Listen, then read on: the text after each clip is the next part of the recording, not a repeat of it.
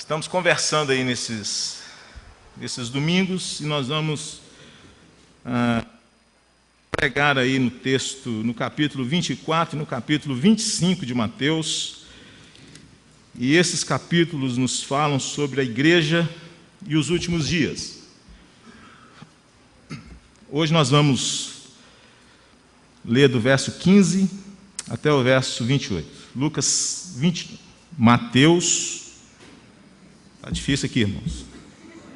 Parar tudo aqui. Mateus 24, do 15 ao 28. Mateus 24, do verso 15 até o verso 28. Quando, pois, virdes o abominável da desolação de que falou o profeta Daniel no lugar santo, quem lê entenda, então os que estiverem na Judéia, fujam para os montes. Quem estiver sobre o eirado, não desça a tirar de casa alguma coisa. E quem estiver no campo, não volte atrás para buscar a sua capa. Ai das que estiverem grávidas e das que amamentarem naqueles dias. Orai para que a vossa fuga não se dê no inverno nem no sábado, porque nesse tempo haverá grande tribulação, como desde o princípio do mundo até agora não tem havido e nem haverá jamais. Não tivessem aqueles dias sido abreviados, ninguém seria salvo. Mas por causa dos escolhidos, tais dias serão abreviados. Então, se alguém vos disser, eis aqui o Cristo, ou ele ali, não acrediteis, porque surgirão falsos cristos e falsos profetas, operando grandes sinais e prodígios para enganar, se possível, os próprios eleitos. Vede que vô-lo tenho predito. Portanto, se vos disserem, eis que ele está no deserto, não saiais, ou ei-lo no interior da casa, não acrediteis. Porque assim como um relâmpago sai do oriente e se mostra até no ocidente, assim há de ser a vinda do Filho do Homem. Onde estiver o cadáver, aí se ajuntarão os abutres. Oremos mais uma vez. Senhor, nós louvamos o Teu nome pela Tua palavra santa e infalível. Mas, Deus amado, o Senhor sabe que nós, de nós mesmos, não possuímos condições suficientes para entendê-la, para praticá-la. Então nós te pedimos graça, que o Espírito Santo do Senhor, que veio para dar-nos a compreensão, iluminar a nossa mente, que Ele assim o faça para a glória do Teu nome, de maneira que exortações tão sérias como essas possam ser instrumentos do Senhor para poder realmente sacudir a nossa vida espiritual, de maneira que nós possamos tomar os cuidados devidos, sobretudo no que diz respeito à nossa vida com o Senhor. É a nossa oração no nome de Jesus. Amém.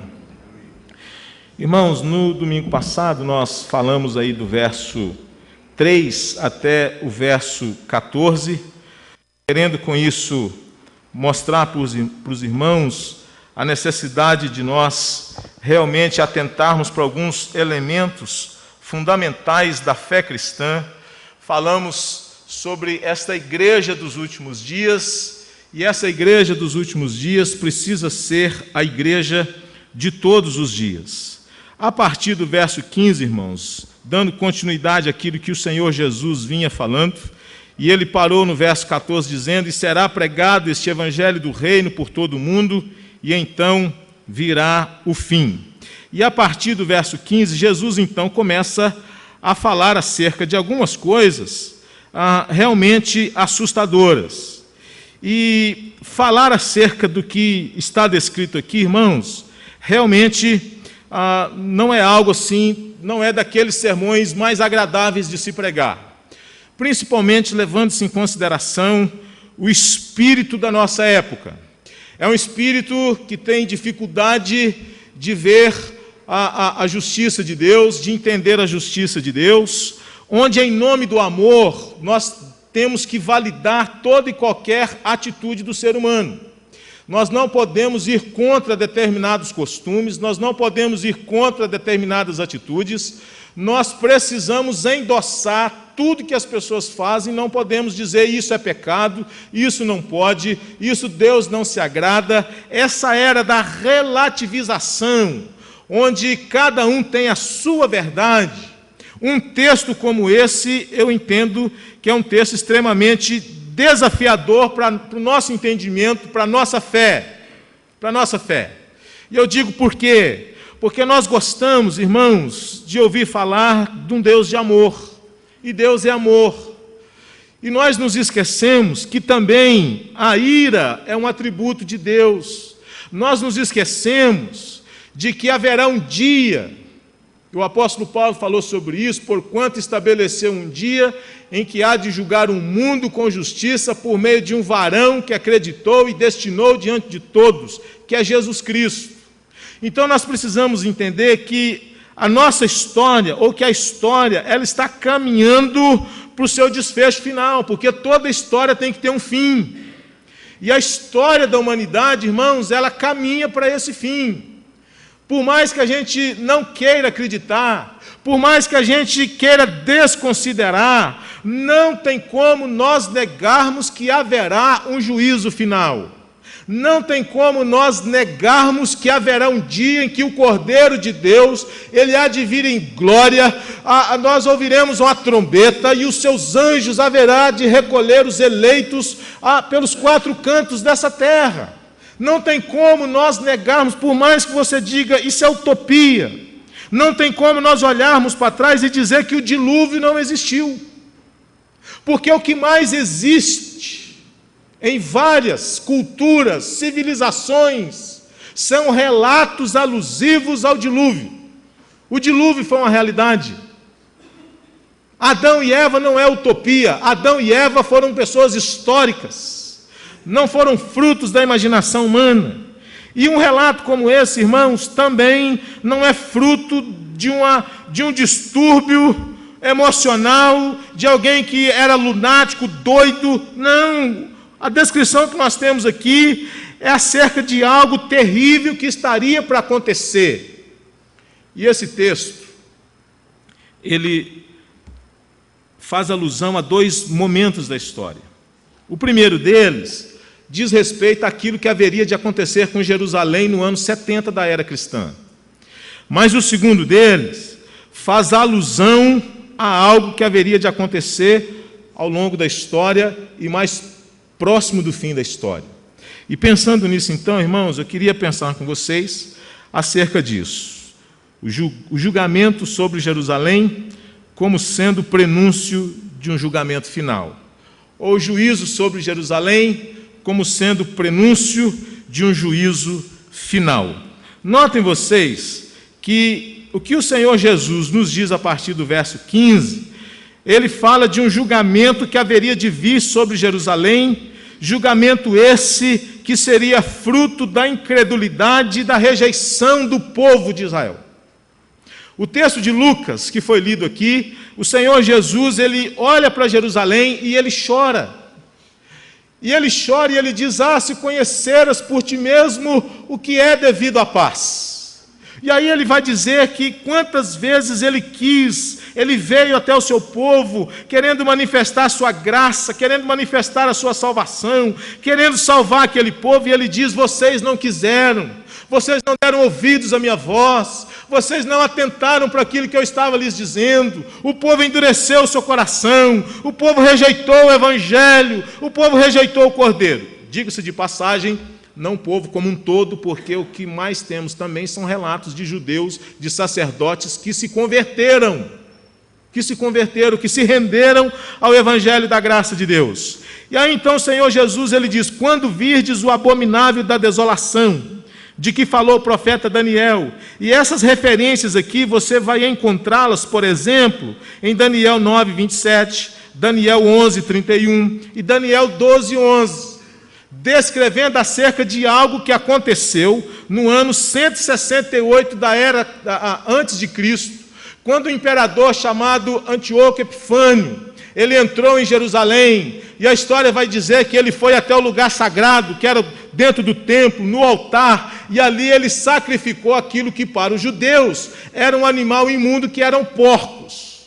E ele fez isso exatamente para ofender mesmo, para ferir os judeus na sua essência, que era a sua adoração, que era nos seus sacrifícios. E ele então foi uma referência a esse abominável da desolação. Mas aqui, queridos, quando Jesus diz, quando virdes o abominável da desolação, então ele não está fazendo referência a algo que aconteceu, ele está fazendo referência a algo que haveria de acontecer. Algo que haveria de acontecer. E a história, então, vai nos dizer que no ano 70 da era cristã, no começo da Páscoa, quando mais de 2 milhões de judeus saíam das suas regiões, das suas casas e subiam para Jerusalém para adorar o Cordeiro nesta festa, que era a grande festa, que era a festa da Páscoa, e Jerusalém ficava simplesmente lotada de pessoas, oriundas de todos os lugares, havia muita gente. E o imperador Tito, então, ele faz um cerco a essa cidade, e ele fica do mês de maio até o mês de setembro, com seus exércitos acampados defronte dos muros de Jerusalém.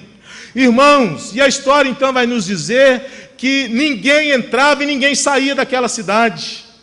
E ele então vai matando aquela cidade de dentro para fora, porque as pessoas vão consumindo todos os seus recursos, de maneira que a alimentação vai acabando, de maneira que passa a não ter mais alimento, de maneira que os pais começam a matar os seus filhos para comê-los, para poder saciar as suas fomes, de maneira que as pessoas começam a viver uma crise profunda, pessoas começam a morrer, e as pessoas não tinham onde ser sepultadas, e pelo fato de não ter onde ser sepultadas, a peste começou também a assolar a cidade de Jerusalém. Imagine uma cidade com mais de 3 milhões de pessoas.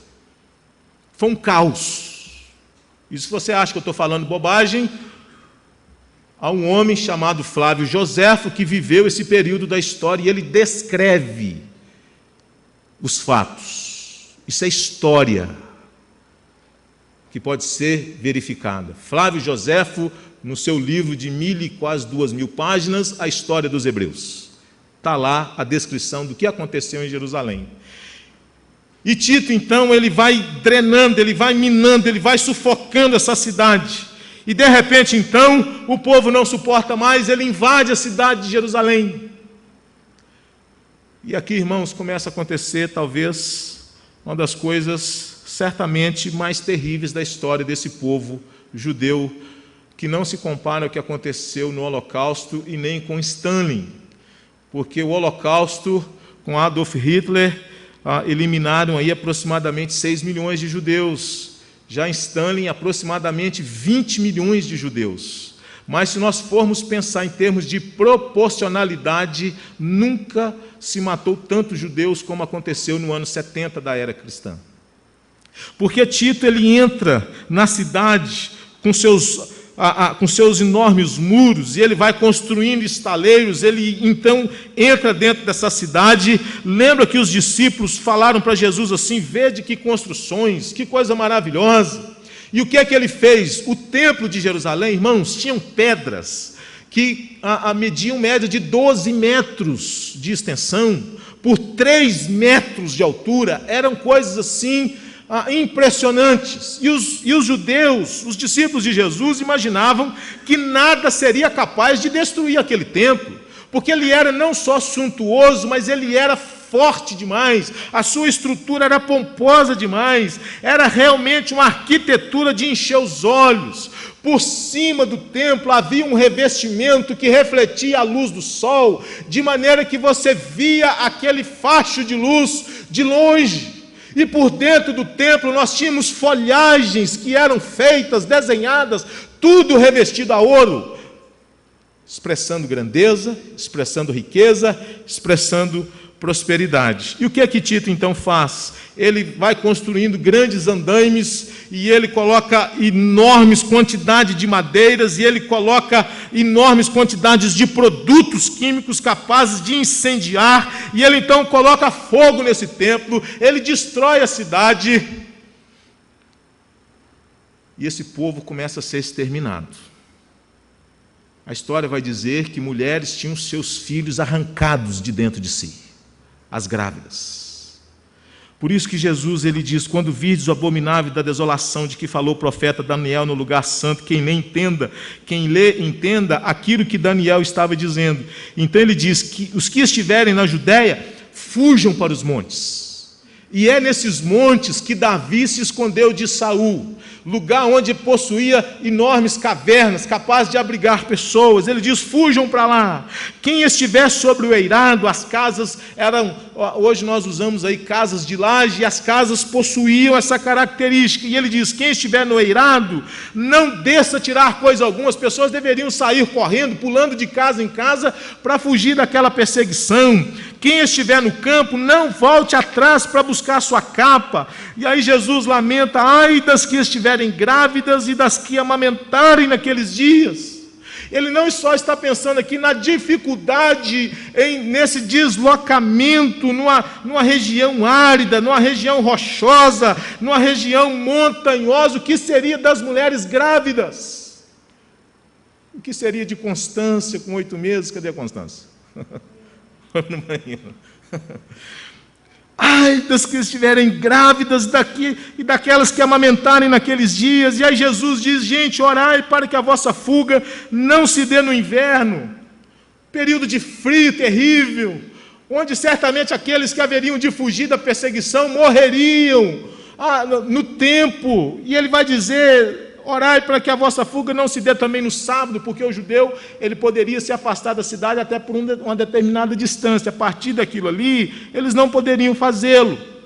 Com isso, Jesus estava prevendo uma dificuldade onde as pessoas poderiam não ser solidárias a eles, pois eles estariam quebrando um princípio bíblico de não guardar o sábado, porque a lei ainda prevalecia naquela época. Porque nesse tempo haverá grande tribulação, como desde o princípio do mundo até agora não tem havido e nem haverá jamais. Como eu disse, irmãos, os judeus foram sendo dizimados, as mulheres foram sendo mortas, os seus bebês foram sendo arrancados com elas ainda vivas. Foi realmente um dos períodos mais difíceis da história desse povo. Foi um dia de sangue, onde se matou 1.100.000 homens. 1.100.000 homens dentro de Jerusalém. Dá para se ter ideia de um negócio desse? E os soldados romanos saíram procurando pelos becos, nos subterrâneos, nos esgotos, e todas as pessoas que eles encontravam, eles simplesmente matavam.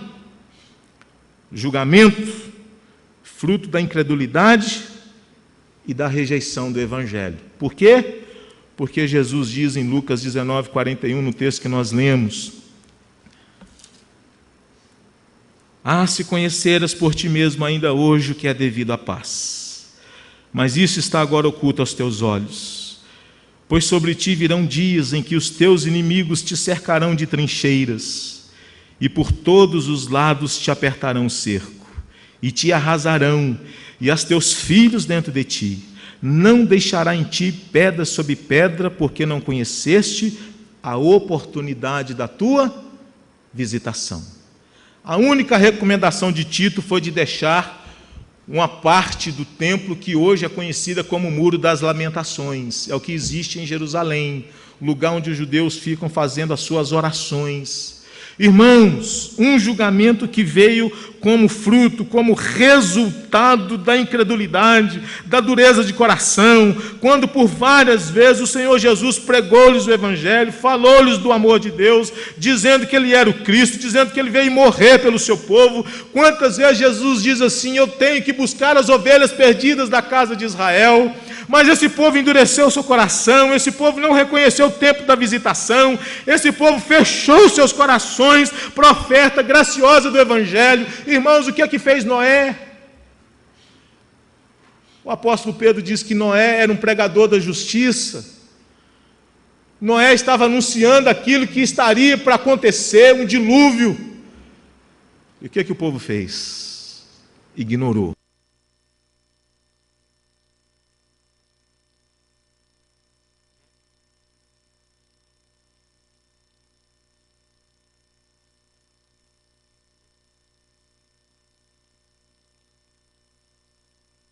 Ele diz isso no ano 30 e poucos da era cristã. 40 anos à frente a profecia se cumpre. 40 anos à frente a profecia ela se cumpre. Então, irmãos, julgamento fruto da incredulidade e da dureza de coração. Segunda coisa que nós aprendemos aqui é que esses dias serão abreviados, mas não eliminados. Notem vocês que Jesus vai dizer assim: não tivessem aqueles dias sido abreviados, ninguém seria salvo, mas por causa dos escolhidos, tais dias serão abreviados. Então, se alguém vos disser, eis aqui o Cristo, ou ele ali, não acrediteis. Então veja, Jesus aqui está dizendo que ele não vai impedir de que a sua igreja passe pela tribulação, mas ele vai abreviar esses dias, porque serão dias de tanta aflição, de tanta angústia, de tanta assolação. Se esses dias não forem abreviados, ninguém escapa. E ele não está falando aqui sobre perda da salvação. E aqui está um detalhe interessante, que Jesus parece fazer referência não só àquele período que haveria de acontecer, mas parece que ele faz alusão aqui a algo que haveria de acontecer nos períodos finais da história. De uma ameaça, de uma oposição à fé cristã que vai crescendo, que vai ganhando proporções. Irmãos, só no século passado já morreram mais cristãos do que em 1900 anos de cristianismo.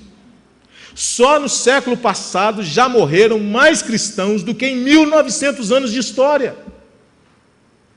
E o século 21 começou pior do que terminou o século 20.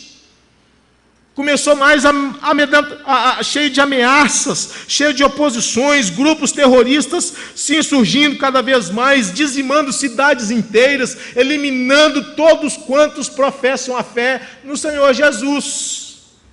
Dias abreviados, mas não eliminados. E Jesus aqui diz, por causa dos eleitos, por causa dos escolhidos, esse período de angústia, esse período de aflição, esse período de tribulação não vai ser eliminado, mas ele vai ser abreviado. Para aqueles que dizem que a igreja vai ser arrebatada antes da tribulação, a Bíblia não nos garante isso. E eu quero dizer para você que a igreja passa pela tribulação, mas ela vai ser preservada, e os crentes não se perderão. Mas, infelizmente, a igreja vai ter que passar por ela. Terceira coisa que eu aprendo, irmãos, o engano sobre a volta de Jesus. Verso 23 e 24. Então, se alguém vos disser, eis aqui o Cristo, ou ele ali, não acrediteis. Não acrediteis, porque surgirão falsos cristos e falsos profetas, operando grandes sinais e prodígios para enganar, se possível, os eleitos. E esse se possível aqui dá a ideia realmente de uma impossibilidade. Os eleitos vão ser assediados, mas eles não vão se deixar levar pela palavra dos falsos profetas. E é interessante nós notarmos que períodos de aflições podem se transformar numa terra fértil para se aceitar a mentira. Por que pessoas doam carros? Por que pessoas pegam seus pagamentos inteiros e deixam de pagar as suas contas e dá tudo para determinadas igrejas que fazem apelos sensacionalistas? Por quê? Por causa do desespero, por causa da aflição, querendo sair logo dessa situação. E Jesus está dizendo, cuidado, porque períodos de aflição podem se tornar uma terra fértil para se aceitar a mentira. Para se aceitar a mentira. Messias e mensagem que enganam são aqueles que prometem alívio rápido e libertação imediatos. Muitos surgirão para enganar, pois o povo não quererá ouvir falar sobre dor, sofrimento, cruz, preço do discipulado, mas estarão ávidos em ouvir uma palavra que seja capaz de livrá-los do sofrimento, teologia da prosperidade. Vem para cá que aqui você vai parar de sofrer, vem para cá porque você vai sair dessa situação, essa pobreza que você está vivendo nela, esse carro velho que você tem, aqui nós vamos resolver, aqui você vai trocar de carro todo ano, aqui você vai morar nas melhores casas. Isso é característica de quem não quer ouvir uma palavra sobre sofrimento. Mas Jesus, ele diz que a igreja, ela vai sofrer. Que ser cristão no mundo tem que se estar disposto a ir até as últimas consequências, a morrer se necessário for. Então Jesus está dizendo, cuidado, porque esses períodos de aflição podem ser períodos onde muitos vão surgir pregando um outro evangelho, anunciando a outra mensagem. E é tão difícil, né, irmãos, a gente pregar sobre certas coisas, vamos ser sinceros. Aí os irmãos vão dizer, pastor, a gente já está vivendo sem água, a política está desanimadora, e o senhor prega um negócio desse, então nós estamos tudo lascados. Então, não, irmão, vamos ficar firme com Jesus. Tá certo? Vamos ficar firme com Jesus, não vamos desesperar, não. Entendeu? Um engano sobre a volta de Jesus, pessoas que estarão tentando enganar, se possível, os eleitos de Deus. Uma quarta coisa, irmãos, que eu aprendo aqui, a manifestação do amor de Jesus por meio da sua exortação. Olha o verso 25, quando ele diz, vede que vou-lo tenho predito. Não tem um ditado popular que diz assim, quem avisa, amigo é. Jesus está dizendo, eu estou avisando para vocês. Então, quando chegar lá, vocês não vão dizer o seguinte, gente, mas ninguém falou sobre isso. Não. Eu estou avisando antes que aconteça. Eu estou dizendo para vocês o que vai acontecer, para que quando acontecer, vocês se lembrem de que houve alguém, num determinado dia, chamado Jesus de Nazaré, que falou sobre isso.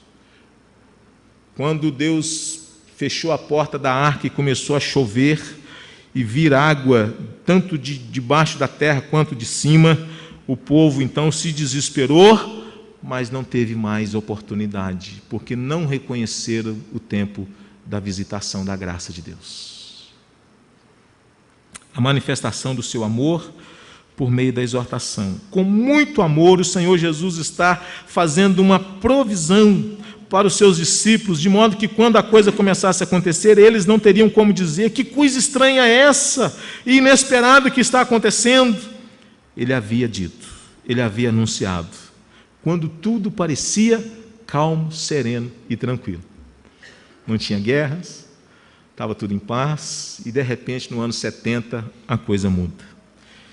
E por último, irmãos, a realidade da volta de Jesus. Verso 26 e 28. Portanto, se vos disserem, eis que ele está no deserto, não saiais, ou ele no interior da casa, não acrediteis.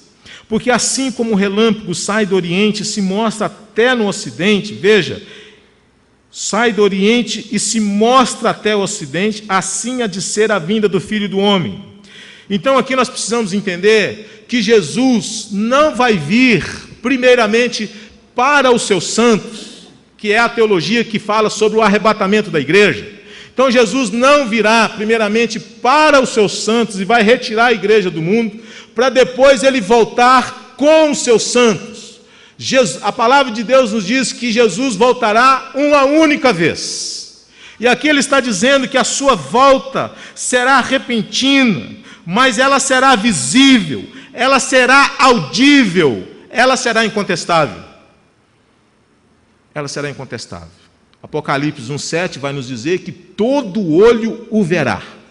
Até quantos o traspassaram, todo olho o verá. Então ele não vem para os seus santos, tira a igreja do mundo, conforme aquele filme Deixados para Trás, não é? E depois ele volta com os seus santos para implantar o seu reino milenar sobre a terra. Não! Ele volta uma única vez, uma volta visível, uma volta audível, e todo olho o verá. E é interessante, irmãos, nós observarmos como que ele fecha essa sessão no verso 28. Onde estiver o cadáver, aí se ajuntarão os abutres. Que ilustração estranha, não? De mau gosto. E eu fiquei pensando, mas qual o sentido desse negócio? Alguns dizem o seguinte, que Jesus aqui estava dizendo, falando, querendo reforçar a veracidade e a realidade da sua volta, ao dizer, assim como é certo que quando tem um cadáver, quando tem um animal morto, certamente há de se encontrar ali abutres, e na linguagem aí brasileira, urubu, não é? Onde estiver o cadáver, aí se ajuntarão os abutres. Então, assim como é certo que diante de um cadáver os abutres haverão de se juntar a eles, assim há de ser a vinda do Filho do Homem. Ela será certa, será incontestável, será uma realidade. Por outro lado, há aqueles que dizem o seguinte, que à medida que a história avança, a sociedade ela vai caminhando, lamentavelmente, para deterioração, para putrefação. assim como um cadáver que vai se decompondo gradativamente, parece que a sociedade ela vai também se deteriorando moral e espiritual gradativamente. Houve um tempo que algumas coisas eram pecados, mas hoje nós vivemos os dias onde nada mais é pecado. Tudo é relativo. Os valores estão se deteriorando, a família se esfacelando, a cultura da satisfação, do prazer, do sexo livre, sem compromisso.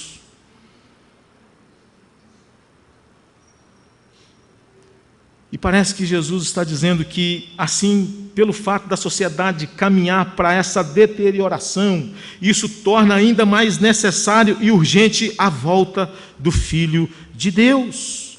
Pois, ao fazer uso dessa analogia, a Bíblia está nos mostrando que a vinda de Cristo será tão evidente quanto o ajuntamento dos abutres, mas também será algo necessário, tendo como pano de fundo uma sociedade que vai se acabando gradativamente. E vamos ser sinceros, irmãos, vamos pensar e olhar para o nosso próprio coração. Qual foi a última vez que nós nos ajoelhamos diante de Deus e choramos pelos nossos pecados? Com angústia na alma. Deus, eu pequei contra o Senhor. Nós somos capazes, irmãos, de pecar e talvez até de agradecer a Deus pelo pecado. Assim como alguns supostos homens de Deus fizeram em Brasília, que se reuniram agradecendo a Deus a propina. Agradecendo a Deus a propina. Vamos olhar para o nosso próprio coração e vamos perceber como que nós estamos realmente nos tornando insensíveis diante do pecado. Mas Jesus está dizendo,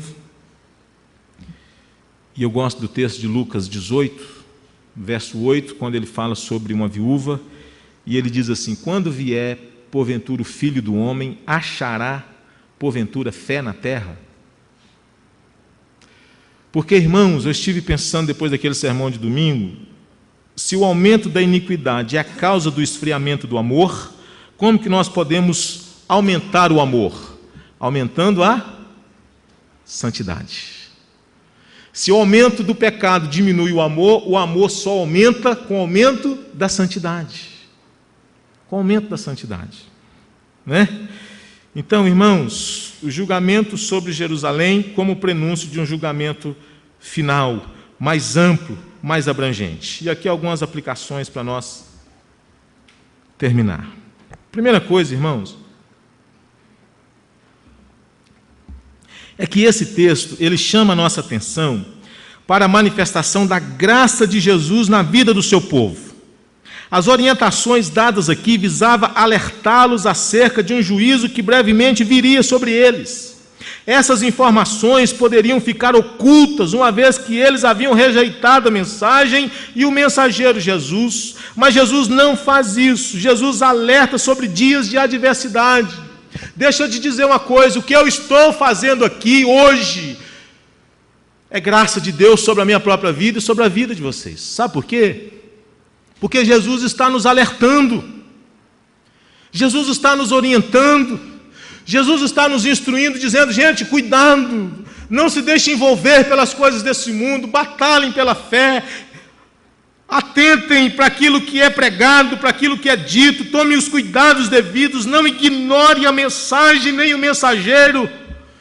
Isso é graça de Deus, irmãos. Jesus estava usando graça sobre a vida daquelas pessoas ao dizer: gente, vai vir um tempo difícil sobre vocês, cuidado, quando vocês virem Jerusalém sendo sitiada, fujam, não fiquem preocupados com o telefone celular, não desça para buscar o seu iPod, o seu iPhone, o seu telefone, o seu computador. Ai meu Deus, vou perder meu telefone. Não vai ter tempo, não vai ter tempo, vai perder tudo, entendeu? Não vai dar tempo para tirar o carro da garagem, não vai dar tempo. Graça de Deus. Segunda coisa que eu aprendo. Esse texto nos ensina também sobre a seriedade do pecado. Pecado da rebeldia, do desconsiderar a mensagem e os mensageiros de Deus. Jesus disse que por vezes ele veio até o seu povo manifestando a sua graça generosa, mas o povo insistiu em não obedecer e a não se render.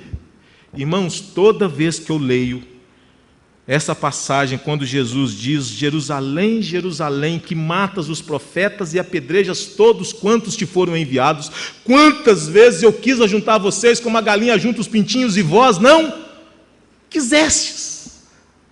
Esse texto me espanta demais, uma graça que visitava o povo constantemente, e o povo está dizendo: não queremos Jesus, não queremos esse evangelho, não queremos isso para as nossas vidas.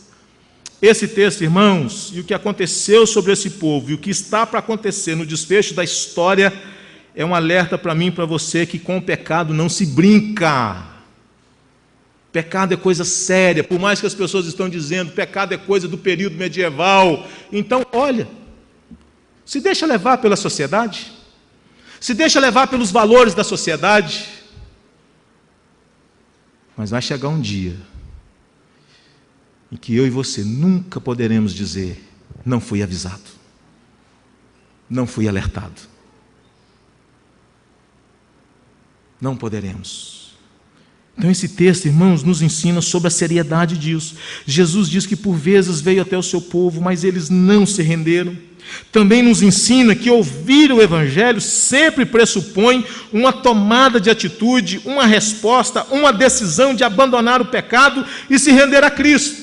O que é que a gente faz diante de tudo isso que foi dito aqui? Vamos ficar com medo? Não, tome uma decisão hoje. A partir de hoje, leve a Deus a sério, caminhe com Jesus, aproxime-se cada vez mais de Jesus, abandone o pecado, fuja do pecado, corra para Jesus, peça misericórdia. Tome uma posição. E o seu celular está tocando exatamente para alertar você. Acorda, Zé.